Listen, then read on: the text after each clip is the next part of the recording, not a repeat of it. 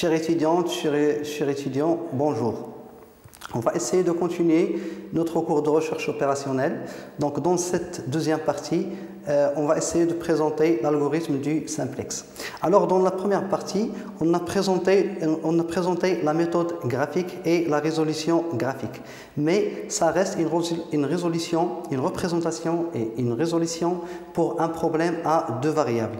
Mais dans la plupart des cas, on n'a pas de variables, mais on a plus de deux variables. Donc, on a besoin d'une procédure algébrique qui nous permet de résoudre de tels problèmes. Alors, pour le problème d'algorithme de simplex, on va essayer de l'appliquer pour un problème de maximisation et pour la minimisation. Alors, pour ce faire, il faut suivre les étapes suivantes. Donc, un algorithme du simplex, il faut d'abord formuler le programme linéaire. 2, il faut vérifier que le second membre il est positif. 3, il faut écrire le programme linéaire sous sa forme standard. La forme standard, c'est-à-dire transformer les inégalités sous forme des égalités en introduisant les variables d'écart. Après la construction du premier tableau, cinquième étape, le choix de la variable entrante. La variable entrante, c'est la variable qui a le plus grand profit net positif, les CJ-ZJ. Après, le choix de la variable sortante. Après, on détermine un nouveau tableau via la méthode de pivot ou bien la règle de pivotage. Après, on essaie de faire un test pour savoir est-ce qu'on a atteint l'optimum ou bien il faut refaire l'itération. Donc, on va essayer d'appliquer ces étapes sur l'exemple suivant. Alors, on a un exemple de maximiser Z, 25x1 plus 15x2. Donc, il faut signaler que c'est un problème à deux variables, mais on essaie d'appliquer cet algorithme sur le problème à deux variables pour bien assimiler la méthode. Mais on peut utiliser cet algorithme pour 3, pour 4, pour 5 et plus, pour plusieurs variables. Alors, la première étape, c'est la forme standard, c'est-à-dire transformer les inégalités sous forme des égalités. Donc, il faut remarquer qu'on a 2x1 plus 2x2 inférieur à 240. Donc, on a ajouté une variable d'écart pour transformer l'égalité sous forme d'égalité. Alors, à l'origine, lorsque x1 égale 0 et x2 égale 0, alors on trouve E1 égale 240 et E2 égale 140. Donc, dans un problème de production, E1 et E2, ils représentent les ressources. Alors, au départ, on n'a pas de produit, on a seulement des ressources. Au fur et à mesure, on transforme les ressources sous forme de produits, la quantité de ressources diminue et le nombre de produits augmente. Ça veut dire les variables d'écart, ils vont disparaître. Alors,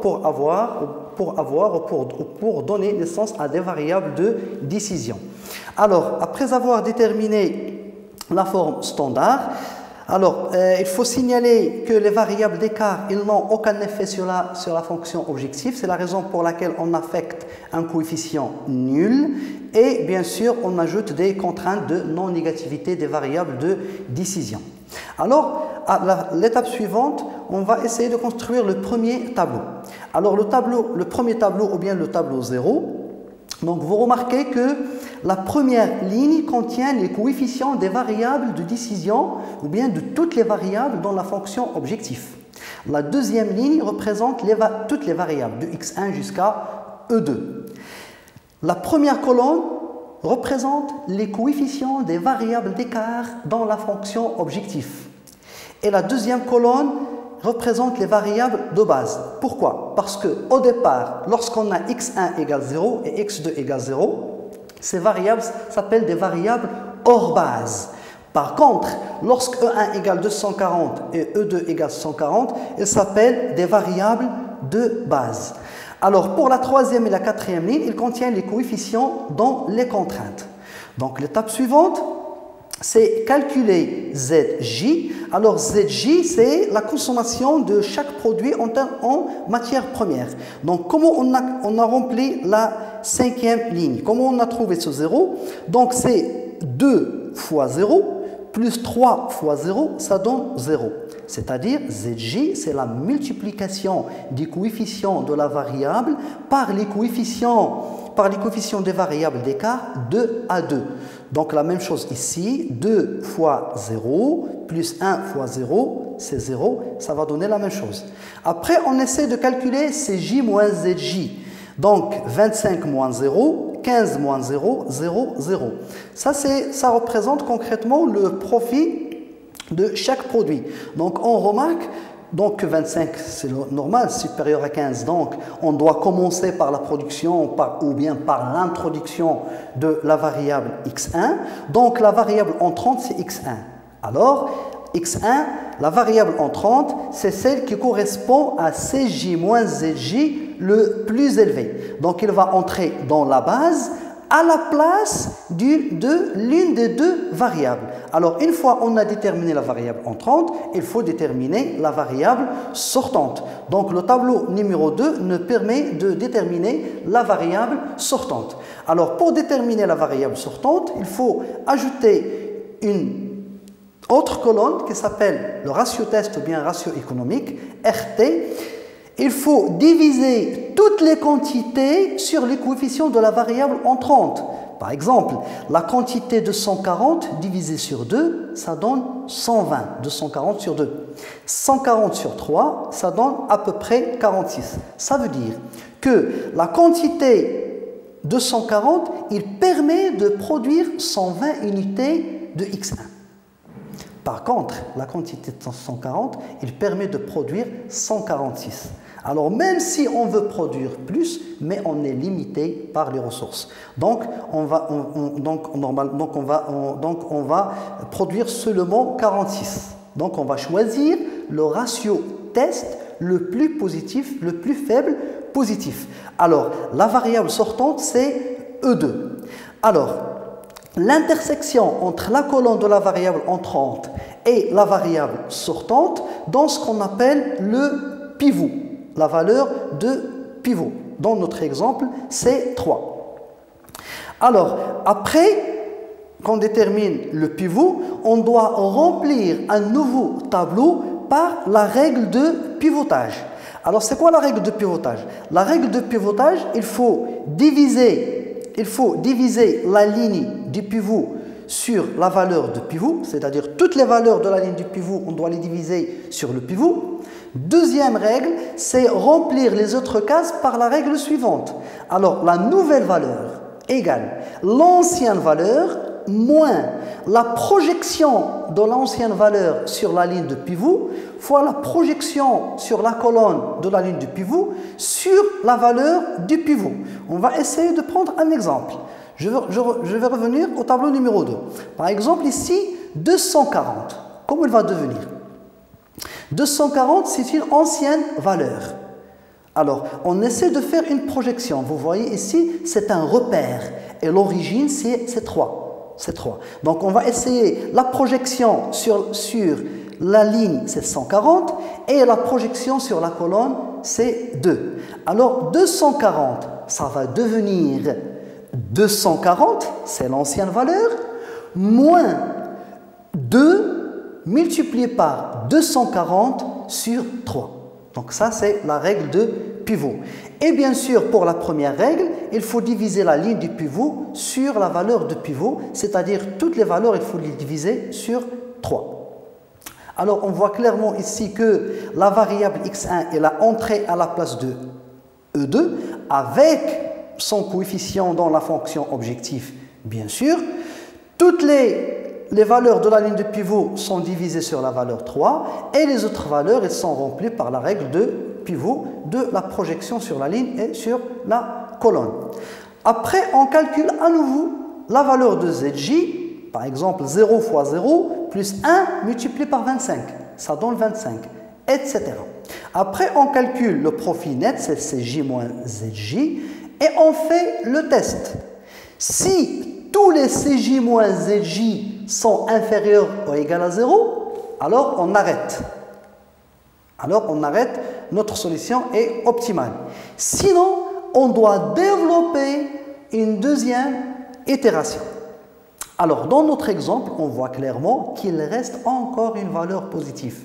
C'est-à-dire que la solution n'est pas optimale. C'est-à-dire on peut faire mieux, on peut pousser encore, on peut avoir une valeur de z mieux. Alors, on va essayer de faire une nouvelle itération, c'est-à-dire la variable entrante, la variable sortante, le pivot et développer un nouveau tableau par la règle de pivot. Alors ici, la plus grande valeur positive de Cj moins Zj, c'est 20 sur 3. Donc la variable entrante, c'est E2. Alors la variable entrante, la variable entrante, c'est X2. Et pour le ratio test, on va diviser les quantités sur la valeur de x2 et on essaie de choisir la plus petite valeur. Alors dans notre exemple, la plus petite valeur c'est 110 et E1 c'est la variable sortante et le pivot c'est 4 sur 3 et on applique la règle. On divise après la ligne de pivot sur le pivot et la règle de pivotage par la règle de projection.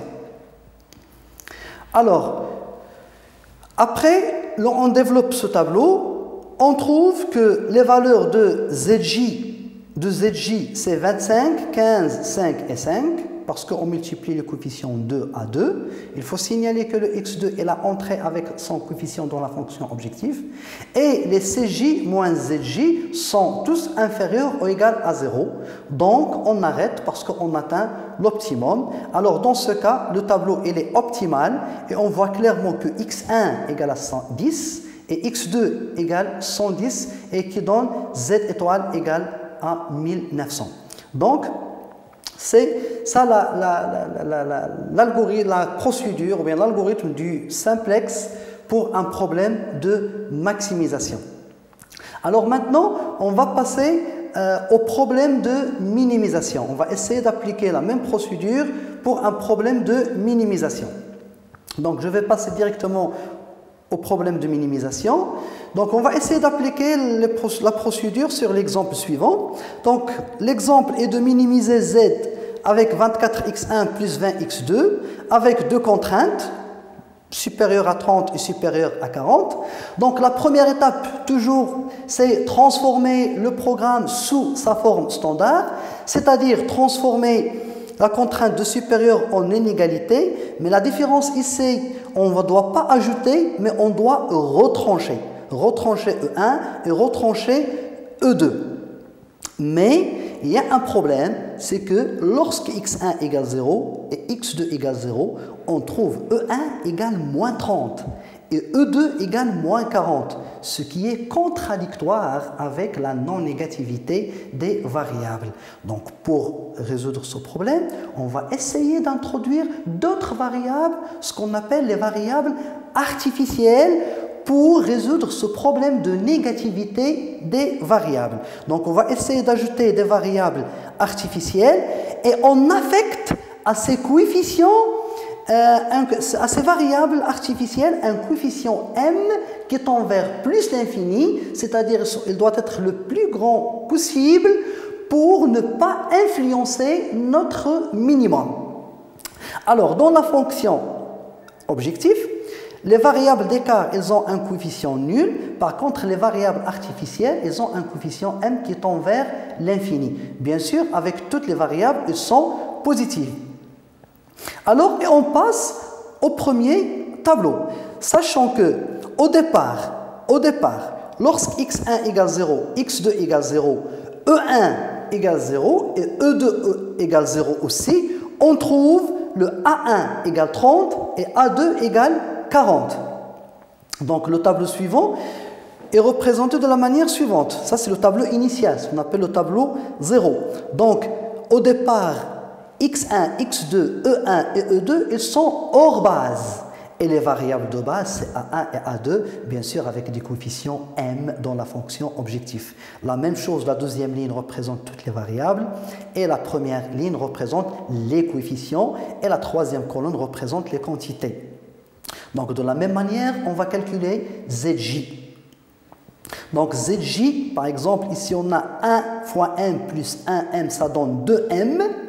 Et 1 fois m plus 2m, ça donne 3m, et ainsi de suite. Alors, ici, on a inversé, c'est pas Cj moins Zj, mais ZJ moins CJ. Pourquoi? Parce que le problème de minimisation diffère du maximisation par le critère de choix de la meilleure solution. Parce que minimiser Z revient à maximiser moins Z. Donc on va essayer d'appliquer toutes les règles de maximisation et on essaie, juste il faut inverser CJ moins ZJ par ZJ moins CJ et on applique les règles de maximisation. Alors, pour la variable entrante, on choisit la variable qui a ZJ moins CJ le plus grand positif. Alors, on a ici, puisque m il tend vers l'infini, donc on va essayer de comparer 2m et 3m. Donc, 3m est supérieur à 2m. Donc la variable entrante, c'est x2. Une fois on détermine la variable entrante, on essaie de remplir la colonne du ratio test. Alors pour le ratio test, on divise les quantités sur la variable entrante. Alors 30 sur 1 et 40 sur 2. Et la plus petite valeur positive, c'est 20. Et l'intersection de la ligne avec la colonne, ça donne ce qu'on appelle le pivot. Après qu'on détermine le pivot, alors on passe au dernier tableau en appliquant la règle de pivotage, c'est-à-dire on divise la ligne de pivot sur le pivot et on remplit les autres cases par la nouvelle valeur égale l'ancienne valeur moins la projection sur la ligne fois la projection sur la colonne sur le pivot et on obtient le tableau suivant. Alors, et on essaie de faire le test. Est-ce que toutes les valeurs ZJ, je dis bien ZJ moins CJ, parce qu'il s'agit de minimisation, est-ce que toutes les valeurs elles sont inférieures ou égales à 0? Alors on voit clairement qu'il reste encore deux valeurs positives, m sur 2 moins 14 et m sur 2 moins 10. Alors il faut comparer les deux. On a m sur 2, ici on va retrancher 10, ici on va retrancher 14, donc m sur 2 moins 10 est plus grand que m sur 2 moins 14. Donc la variable entrante c'est E2. Alors, une fois on détermine la variable entrante, il faut déterminer la variable sortante. Alors, on a trouvé dans le ratio test 20 et moins 40. Alors, on choisit la plus petite valeur positive. Donc, la variable entrante, c'est A1. Elle va quitter la base. Elle va être remplacée par E2. Bien sûr, E2 avec son coefficient de 0. Alors, une fois on remplace E2 par A1, on essaie de compléter l'itération et développer le nouveau tableau en divisant la ligne de pivot sur le pivot, parce que dans l'exemple ici, le pivot c'est 1,5. On obtient le tableau 3, donc il faut diviser bien sûr la ligne du pivot sur le pivot et remplir les autres cases par la règle de projection des anciennes valeurs. Alors E2 il va remplacer O1 et on obtient enfin le tableau suivant. Après on essaie de faire le test. Alors on voit clairement ici que toutes les valeurs elles sont inférieures ou égales à 0, donc notre solution est optimale. Alors x1 il n'existe pas dans la base, donc il est nul. x2 égale 30, E1 égale 20 et E2 égale 0. Et lorsqu'on remplace ces variables dans la fonction objectif, on obtient Z étoile égale à 600. Donc c'est ça les étapes à suivre pour résoudre un problème de minimisation avec un algorithme de simplex. Et merci pour votre attention.